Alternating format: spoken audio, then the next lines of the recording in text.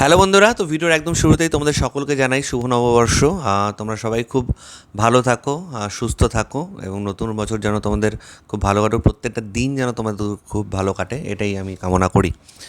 তো ঘুম থেকে উঠেই দেখলাম যে বাবলির অফিসিয়াল টিজার এসছে, ডিরেক্টেড বাই রাজ চক্রবর্তী। এখানে আমরা বিভিন্ন চরিত্রে, বাবলির চরিত্রে আমরা দেখতে পারবো শুভশ্রী গাঙ্গুলিকে, আবির চ্যাটার্জিকে অভিরূপের ক্যারেক্টারটা করতে দেখবো, এবং ঝুমা বলে একটা ক্যারেক্টার করতে দেখবো সুরাসিনীকে।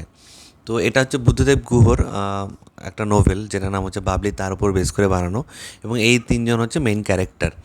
তো এই নোভেলটা যারা পড়েছে তারা জানে যে এটা হচ্ছে একটা ভালো লাগা থেকে ভালোবাসার একটা গল্প, যেটা বাবলি এবং অভিরূপের মধ্যে, কিন্তু মাঝখানে ঢুকে যায় ঝুমা, যে কিনা বাবলিরই বান্ধবী, কিন্তু বাবলির থেকে অনেক দিক থেকে ঝুমা এগিয়ে।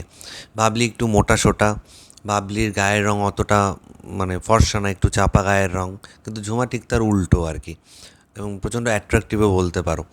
তো সে কারণে অভি এবং বাবলির মধ্যে একটা মিসআন্ডারস্ট্যান্ডিং হয়। তো এই মিসআন্ডারস্ট্যান্ডিং দূর করে কি তারা পারবে একে অপরের কাছে আসতে? তো এই নিয়ে হচ্ছে গল্প। তো টিজারে আমাদের যেটুকুনি দেখানো হচ্ছে, বাবলিকে রিভিল করা হয়, অভিরূপকে রিভিল করা হয়, তাদের মধ্যে একটা কেমিস্ট্রি চলতে থাকে, এবং লাস্টে গিয়ে ঝুমাকে দেখানো হয়। তো এই যে টিজার যে ডিজাইনটা, সেটা আমার নো ডাউট ঠিকই লেগেছে। এবং সিনেমাটা যেহেতু রাজ চক্রবর্তীর ড্রিম প্রজেক্ট, তিনি অনেক দিন ধরে বাবলি করার চেষ্টা করেছেন টেলিফিল্মের সময় থেকে, আমি যতদূর জানি। তো ফাইনালি এখন এসে তিনি সময় সুযোগ করে এখন বাবলি করছেন। কিছুদিন পরে এটা রিলিজও আছে, এখন খুব সম্ভবত পোস্ট প্রোডাকশনের কাজ চলছে আর কি। তো আহ, তো একজনের ড্রিম প্রজেক্ট, সে তো এখানে জান প্রাণ দিয়ে বানাবেই, এবং উপন্যাসটা যেহেতু ভালো, সিনেমাটাও খুব ভালো হবে বলে আমার বিশ্বাস।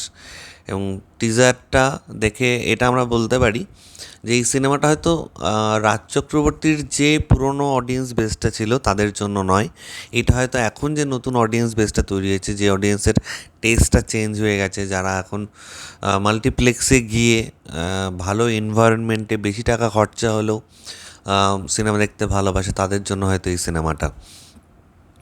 তো এই হচ্ছে ওভারঅল আমার টিজার রিয়েকশন। তবে তার সাথে একটা কথাও বলবো, যে রাজ চক্রবর্তী নামটা শুনলে আমাদের সবসময় কমার্শিয়াল সিনেমার কথা মাথায় আসে। তো হ্যাঁ, ডেফিনেটলি একজন ডিরেক্টরের বিভিন্ন ধরনের কাজ করা উচিত, কিন্তু তার পাশাপাশি একটাই রিকোয়েস্ট থাকবে, তিনি যেন বছরে যদি দুটো সিনেমাও করেন, একটা নর্মাল এই অডিয়েন্সের জন্য করলেন, তো আর একটা যেন কমার্শিয়াল হয়, এটাই আমার আশা থাকবে। তো তোমরা যারা টিজারটা দেখেছো, তোমরা বলো কার কেমন লেগেছে। এটা তো সময়মতো টিজার, এখানে আমরা অ্যাকচুয়ালি তেমন কিছু দেখতে পাইনি, জাস্ট ক্যারেক্টার রিভিলেশন দেখানো হয়েছে, মানে কে কী চরিত্র করছে। তবে বাবলির ক্যারেক্টারটা কিন্তু প্রচণ্ড চ্যালেঞ্জিং একটা ক্যারেক্টার হতে চলেছে, এবং সেটার ছাপ কিন্তু স্পষ্ট। বাবলির যে ক্যারেক্টারিস্টিক্সগুলো, যে বৈশিষ্ট্যগুলো, সেগুলো কীভাবে মানে মানে যারা পড়েছে তারা এটা ভালো বুঝবে আর কি, যে কীভাবে শুভশ্রী গাঙ্গুলি পর্দায় ফুটিয়ে তুলবে, সেটা কিন্তু দেখার একটা বিষয় হবে।